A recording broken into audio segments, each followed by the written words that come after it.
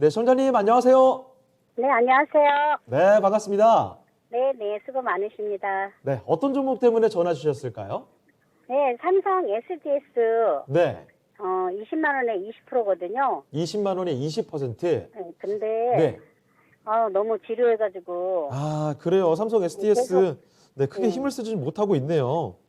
뭐 18만 예. 원까지 빠졌다가 지금 다시 조금 반등이 왔는데, 그렇죠. 예. 그래서 이게 지금 제가 중장기로도 보기도 보거든요. 예. 그래서 20만 원 넘어가려면 한 어느 정도 걸리나 해서, 알겠습니다. 매수하신 가격 이상까지 좀 기다리시고 계신 것 같아요.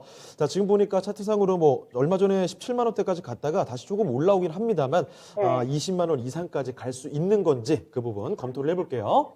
네. 네. 자, 이건무 전문가님, 삼성 SDS 갖고 계시는데요. 20만 원에 매수를 하셨습니다. 비중 20%시고 충분히 그 이상 갈까요?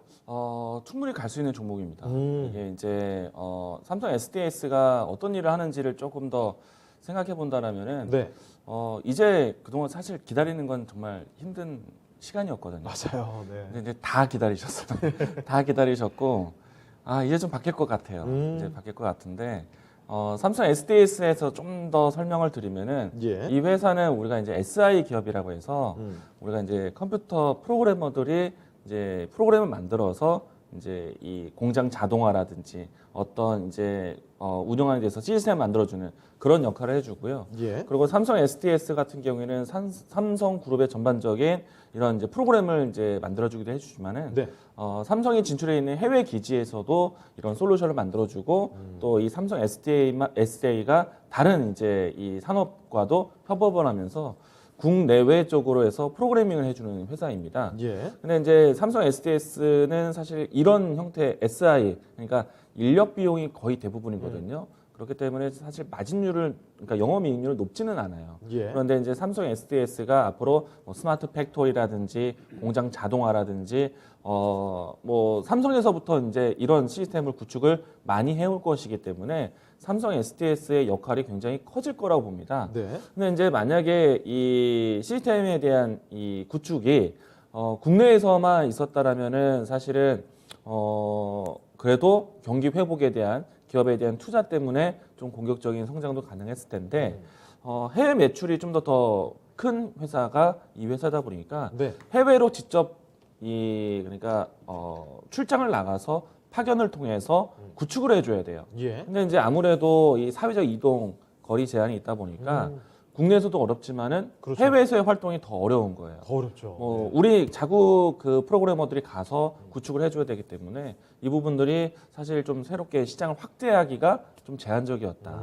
그러면 이제 이 회사의 이 실적은 사실 나쁘지는 않았어요. 예. 왜냐하면은 기존에 있었던 구축해줬던 시스템 같은 경우에는 꾸준히 유지돼주면서 유지 보수 비용에 대한 부분들은 좀 안정적이었기 때문에 네. 실적에 대해서는 괜찮은데 앞으로 추가적인 성장에 대한 기대감을 갖기 위해서는 그런 이제 해외 파견이라든지 이런 교류 구축에 대한 활동이 자유로워야겠죠. 네. 이제 명분이 필요한 거예요.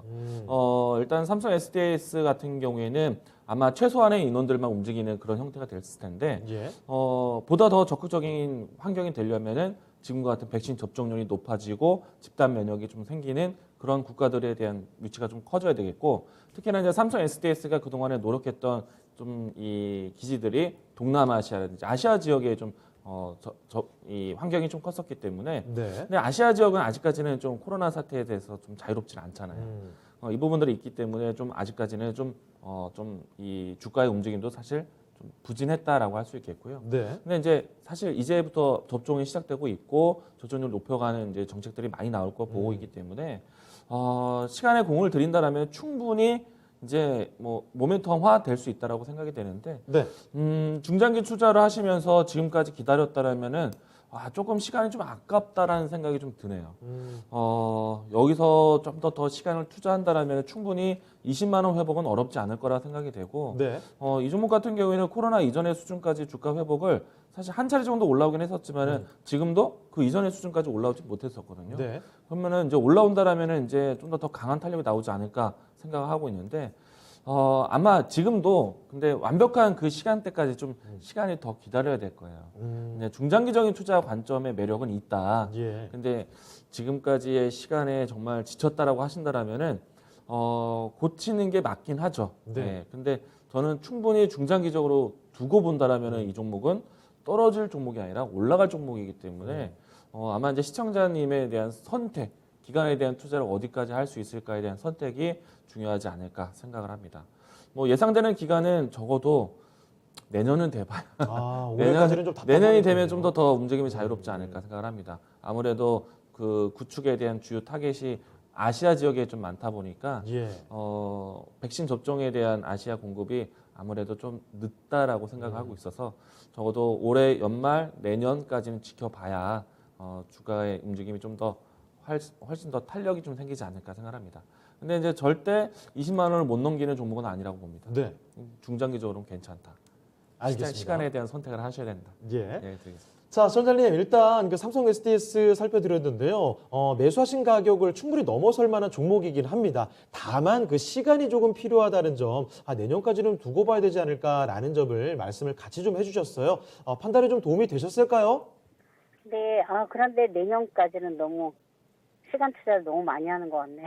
네, 일단 좀 답답하신 뭐 생각도 드실 것 같은데 좀 지켜보시다가 도무지 여기서 참을 수 없겠다 싶으실 때 다시 한번 또 네. 연락 주시면요. 그때 다시 한번 또 전략 잡아드릴게요. 참고하겠습니다. 네, 알겠습니다. 네, 수고하세요. 예.